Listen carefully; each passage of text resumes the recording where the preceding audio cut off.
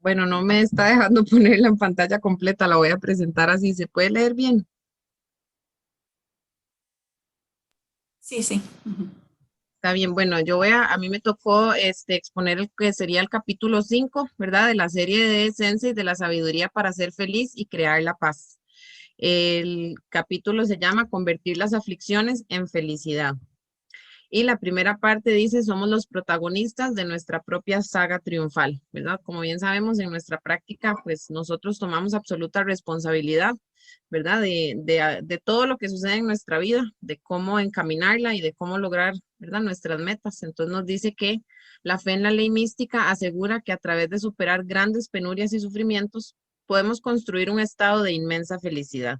Y que el presidente Ikeda ha reiterado en muchas oportunidades esta forma de vivir de esperanza ilimitada y desinhibida, ¿verdad? Entonces, en el estudio, pues, Sensei nos menciona que cada uno de nosotros es, ¿verdad? El protagonista de esta saga triunfal, como le llama él a nuestra vida, ¿verdad?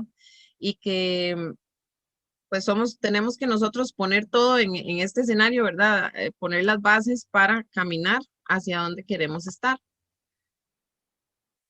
Dice que muchos atribuyen el éxito de los demás a las circunstancias favorables y tienden a pensar, si yo tuviera la misma suerte que él, ¿verdad? O si no tuviera este problema que me aflige, podría lograr tantas cosas. Pero en definitiva, esto es racionalizar el propio fracaso con argumentos inválidos, pues que no hay nadie que no tenga problemas, ¿verdad? Entonces, ¿qué nos está diciendo acá? Que no tenemos que estar quejándonos, que no tenemos que estar lamentándonos, ¿verdad? Cuando tenemos alguna circunstancia adversa, porque absolutamente todos tenemos que transitar ese tipo de situaciones de diferente manera, pero todos tenemos que transitar las dificultades y más bien es a partir de ahí que logramos tener la creatividad, ¿verdad? Para sobresalir, para salir adelante, sobre todo como practicantes, ¿verdad? Que hablamos mucho de que nosotros utilizamos el Sutra del Loto como una estrategia para vivir, ¿verdad? Entonces, Sensei dice que tenemos que confiar en nuestra estrategia como un general cuando va a la batalla, ¿verdad? Y tiene ya la estrategia definida y él va a luchar. Con esa estrategia en su cabeza es que va a la victoria, ¿verdad? Bien sabemos que el budismo es victoria o derrota y pues nosotros practicamos para la victoria, no para estar lamentándonos cuando tenemos alguna circunstancia adversa. Dice entonces Permiso, que lo Andrea, más, antes que sigas, Andrea, un segundito, perdón que interrumpa. Esta reunión va a estar siendo grabada para fines internos nuestros, entonces esta parte quería acotarla para que aprovecháramos bastante todo lo que va a pasar acá. Ya. está bien, muchas gracias. Em, Sensei nos dice, ¿verdad? Dentro del estudio, antes de leerles esta diapositiva, que él conoció en algún momento el caso de una persona, ¿verdad? Que había sufrido un accidente en la infancia y se había quedado con una pierna más corta que la otra. Pero sus papás nunca le inculcaron la idea de que esa circunstancia recortara sus posibilidades. Más bien lo trataron como a cualquier otro niño y lo alentaron a practicar deportes. Lo enseñaron que podía lograr cualquier cosa que se propusiera y que si no llegaba a concretar algo era sencillamente porque había decidido la derrota antes de haberlo intentado. Esto me parece súper importante, ¿verdad? Y entonces la seguridad de sus papás no se basaba en una posición voluntarista o teórica sobre la fuerza de voluntad, sino en una absoluta certeza en el potencial latente del ser humano, ¿verdad? Eso es lo que procura la práctica, que nosotros entendamos ese potencial latente que hay en cada uno de nosotros, sin importar la circunstancia en la que nos estemos enfrentando, ¿verdad? Cuál sea nuestra circunstancia va a definir también cuál sea nuestra victoria, pero es de la manera en que lo tomemos, ¿verdad? Acá nos dice que ese niño llegó a ser un astro del equipo de fútbol y luego de graduarse se destacó en la sociedad y que su vida ejemplifica a la perfección lo que sostiene el escritor ruso Máximo Gorki, ¿verdad? Donde dice que el talento no es más que confianza en uno mismo y en las propias facultades. Entonces, Sensei, ¿qué nos dice? Que lo más importante, como dice acá en la diapositiva, es elevar nuestro estado de vida, ¿verdad? Porque cuando pensamos solo en nosotros, de poco a poco nos vamos atrincherando en una visión estrecha y pequeña. O sea, cuando estamos pensando, ¿por qué a mí? Porque yo tengo este problema y yo, y yo, y yo, ¿verdad? Entonces estamos encerrados en ese yo inferior que no nos deja, ¿verdad? Como realmente abrir nuestra vida. Pero que cuando trabajamos en pos de un objetivo amplio y trascendente en bien de la ley, de la felicidad de los demás y del bienestar de la sociedad, podemos cultivar la generosidad del corazón y desarrollar ese yo superior, ¿verdad? Ese que me permite abrir mi vida de verdad. Y nos habla acá, pues, mediante las prodigiosas funciones de la mente. ¿Por qué las funciones de la mente? Porque también la práctica nos enseña que nosotros tenemos que aprender a masterizar nuestros pensamientos y a controlar nuestra mente, ¿verdad? Para poder tener esa fortaleza y esa determinación de seguir adelante. Y no podemos dejar que la mente nos esté controlando porque la mente a veces es débil, ¿verdad? Y por eso le metemos tan duro a la parte de la fe, porque tenemos que abrazar la fe y a partir de la fe es que caminamos, ¿verdad? Y a partir de la fe es que alentamos también y a partir de la fe es que realmente movemos nuestra vida. Nuestra práctica se basa en esa fortaleza y en esa determinación realmente de tener una fe firme que nos permita seguir avanzando, ¿verdad? La segunda parte del estudio se llama Los deseos mundanos son la iluminación. Nos dice Sensei, como indica el principio de que los deseos mundanos son la iluminación expuesto en el registro de las enseñanzas transmitidas oralmente, el budismo nos permite convertir los problemas y dificultades en energía para avanzar, ¿verdad? No los vemos como una tragedia. Los problemas son aquello que nos permiten realmente abrir el camino, ¿verdad? A nuestra iluminación, como nos está diciendo acá la diapositiva. Entonces dice, normalmente uno pensaría que los deseos mundanos y una vida iluminada son dos términos separados y diferentes, ¿verdad? Porque los deseos mundanos usualmente se ven como algo que uno debe como erradicar, pero en el budismo nos enseñan todo lo contrario. Esos deseos mundanos que tenemos son como un abono, ¿verdad? Para poder seguir adelante, para poder realmente como enfocarse y caminar, ¿verdad? Hacia adelante. Entonces nos dice, especialmente porque el sufrimiento parecería ser lo contrario de la felicidad, pero este no es el enfoque del budismo de Nichiren, según el cual el fuego de la felicidad solo se enciende quemando los leños de los sufrimientos y problemas.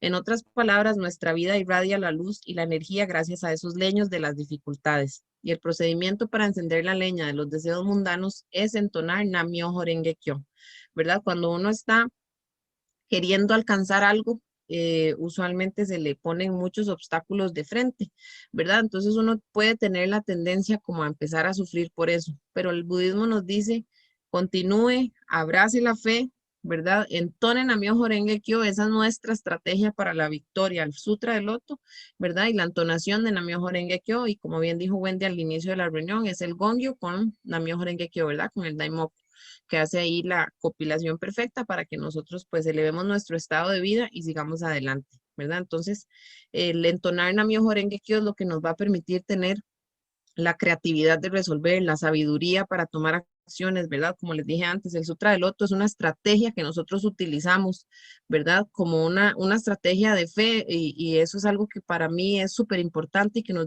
diferencia muchísimo de otras prácticas, ¿verdad? Porque no practicamos para sentirnos en paz, no practicamos nada más para, ¿verdad? No practicamos solamente como para orar y pedir, sino que más bien es una estrategia de vida para vencer, ¿verdad? La práctica del Sutra del Loto realmente nos pone en una posición de determinación y de tomar decisiones con sabiduría, con fortaleza, ¿verdad? Para que cuando queramos alcanzar algo, lo hagamos de la mejor manera posible, pensando no solamente en cuánto me va a beneficiar eso a mí, sino que además siempre ponemos el en rufo de frente, ¿verdad? Y cuando tenemos una meta, como dice acá, que no nos enfoca solamente a nuestra vida, sino que yo quiero lograr esa meta porque también quiero mejorar mi entorno, porque quiero también con eso, no sé, generar buenas acciones, ¿verdad? A los que me rodean para mejorar su calidad de vida también. Ya yo estoy saliéndome de ese yo inferior que nos hablaba antes y estamos empezando a luchar por en rufo con el corazón. Nos dice acá que la fe significa trazarse metas y esforzarse por lograrlas una por una. Y si consideramos cada objetivo como una montaña, la fe es el proceso de crecer escalándolas, ¿verdad? Entonces, pues sí, es agarrarse de la práctica, ¿verdad? Para caminar con muchísima determinación, con muchísima, con una decisión firme, ¿verdad? De vencer, como les dije antes, de vencer, de nunca dejarme, de yo no me dejo vencer, yo voy a vencer, yo voy a alcanzar eso que quiero realmente y sí puedo, por más difícil que sea, ¿verdad? Entonces, ¿qué pasa? Cuando uno le dice a la mente esas cosas, todo, como dice Sensei, todo confabula para que uno realmente alcance eso, ¿verdad? Pero si yo me empiezo a decir, no puedo, no lo puedo lograr, yo no tengo esa capacidad, entonces jamás voy a llegar hacia donde quiero estar porque le estoy diciendo a mi mente, a mi cuerpo, a mi vida que yo no puedo, ¿verdad? Entonces, el budismo nos lleva a cambiar ese chip que tenemos ahí, ¿verdad? Para que realmente nos determinemos a vencer siempre. Sensei dice que en la vida hay toda clase de problemas, ¿verdad? Y que algunos sufren por cuestiones privadas y personales. Por ejemplo, que algunas personas quieren que los papás tengan una vejez sana y dichosa. Algunos entonces se preguntan, ¿cómo puedo ayudar yo a mis papás a esto, verdad? Hay quienes desean que un amigo supere la depresión o se recupere de una enfermedad. Y entonces eso es una causa de sufrimiento para la persona, ¿verdad? Ver a su amigo en depresión o con algún tipo de enfermedad o circunstancia. Y en otro nivel, hay personas angustiadas por el rumbo que está tomando la sociedad o por guerras que estallan en distintas partes del mundo. Y que estas causas son muy nobles, ¿verdad? Son causas muy nobles de sufrimiento, porque yo me estoy preocupando por algo que va mucho más allá de mi propia vida. Entonces, que a través de la entonación de Nam-myoho Renge Kyo, podemos transformar estas aflicciones, ¿verdad? Que se conviertan en combustible para avanzar y que se conviertan incluso en fuerza vital, ¿verdad?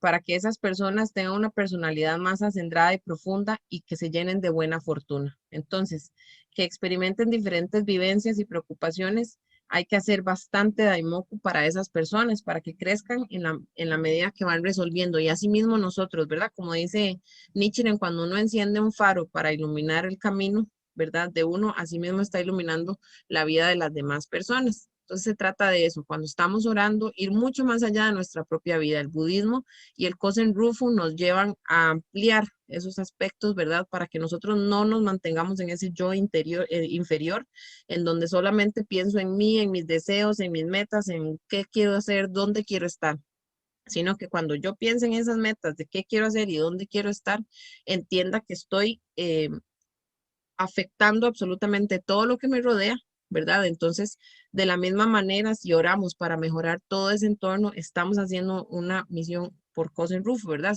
Esa es la nobleza de corazón de la que nos habla Sensi, que logremos salir de ese cascarón y de pensar solamente en nuestra propia vida, sino tomar responsabilidad incluso, ¿verdad? De cómo todo lo que yo hago para bien o para mal está afectando mi entorno en general. El 5.3, el próximo título se llama Convertir el veneno en remedio. Eso es algo de lo que hablamos muchísimo, ¿verdad? En la práctica budista lo escuchamos con mucha frecuencia, convertir el veneno en remedio. Sensei dice que de acuerdo con el principio de convertir el veneno en remedio, la fe firme nos empodera para transformar el veneno de los problemas y aflicciones en el remedio de la victoria y de la felicidad. O sea, a veces nos toca atravesar cosas súper fuertes o tenemos como experiencias en la vida, ¿verdad? Puede ser algo que hemos venido haciendo durante mucho tiempo, que forma parte ya como de nuestro diario vivir y que tal vez no sea lo más sano para nosotros, ¿verdad? Pero estamos acostumbrados o tenemos el cuerpo acostumbrado a hacer ciertas cosas, ¿verdad? Entonces, nos cuesta a veces decir, ok, voy a detener, ¿verdad? Voy a detener este comportamiento, voy a transformar mi vida, voy a hacer el cambio que mi vida necesita, ¿verdad? Para realmente avanzar. Y no es tan sencillo cuando ya uno tiene ciertas tendencias o prácticas, ¿verdad? Que uno sabe que no necesariamente son lo mejor para su vida. Entonces, empoderarse, ¿verdad? Para transformar eso que me tiene con tal vez sufrimiento. Tal vez no es algo que yo sienta que me tiene en sufrimiento, pero sé que no es lo mejor para mi vida y lo quiero transformar. No va a ser sencillo transformar ese veneno, ¿verdad?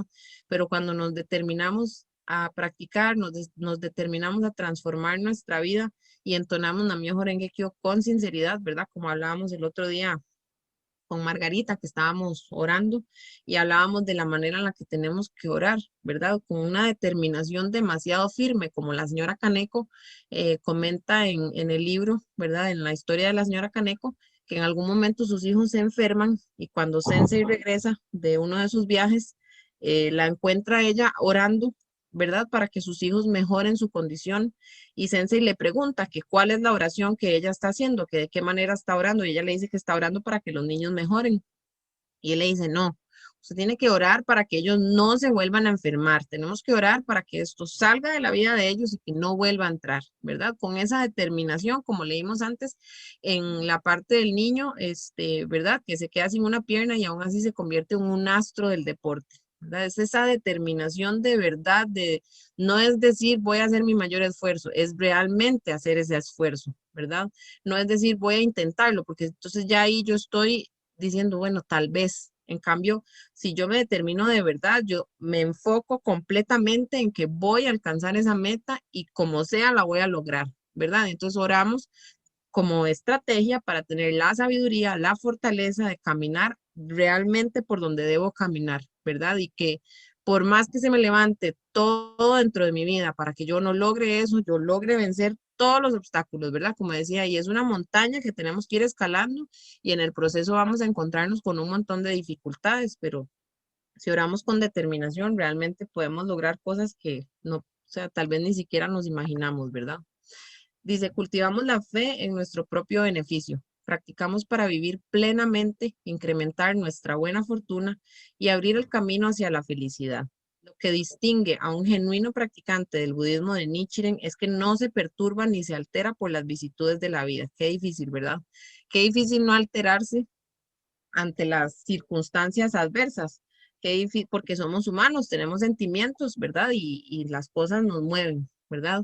Y a veces pasa que permitimos, ¿verdad? Perturbarnos, permitimos que una palabra nos perturbe, permitimos que el pensamiento de otra persona venga y nos perturbe. Siempre me acuerdo de Laura explicando el vaso de agua de Yo Soy Toda, ¿verdad? Que dice que nos imaginemos que somos como un vaso de agua, ¿verdad? Que tiene sedimento en la parte de abajo. Entonces, si entra una cuchara, o sea, cualquier otra persona que está fuera de mi vida y revuelve, ¿verdad? Ese vaso que tiene sedimento, toda el agua se va a poner turbia.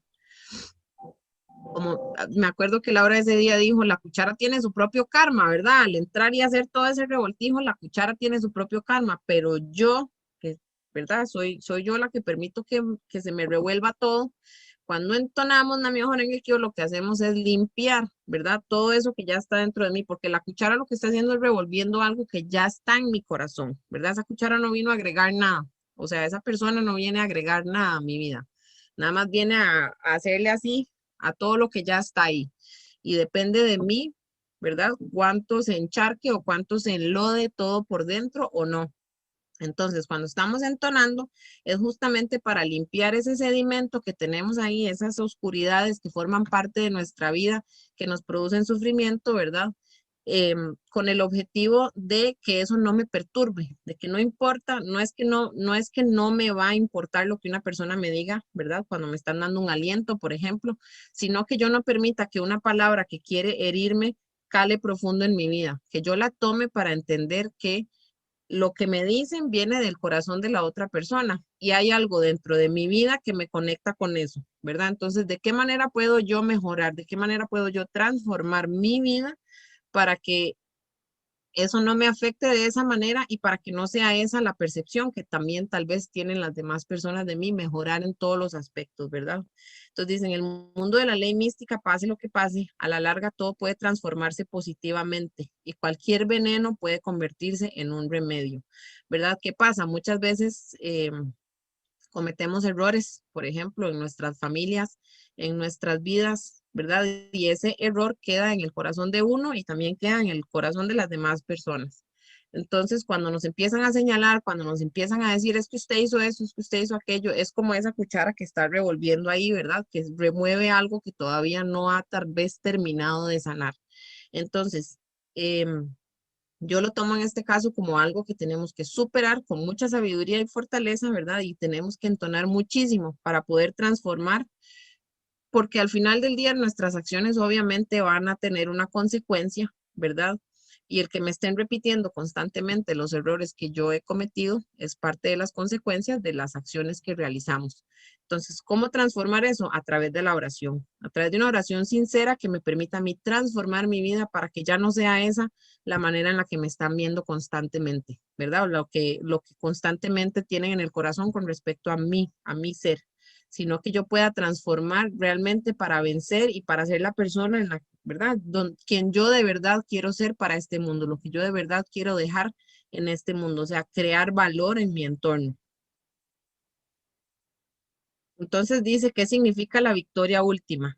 Es triunfar en la fe budista, pues esta es la clave para ser vencedores en el nivel humano y para establecer una victoria eterna a través del pasado, el presente y el futuro.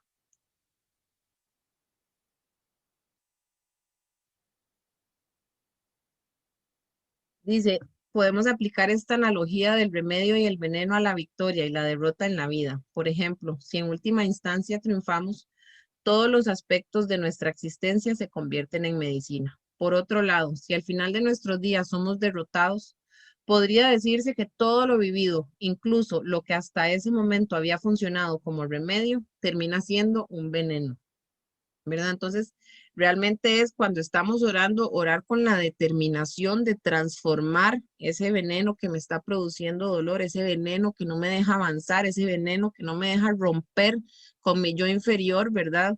Y transformar por completo, ¿verdad? Mi vida, aprovechar esa práctica que tenemos, esa estrategia tan increíble que tenemos, que es el Sutra del Loto, ¿verdad? Que realmente nos empodera para seguir adelante y que no nos vayamos en un mundo de ilusiones, ¿verdad? Pensando cosas que tal vez, o sea, nos hacemos películas muchas veces de cosas que no existen.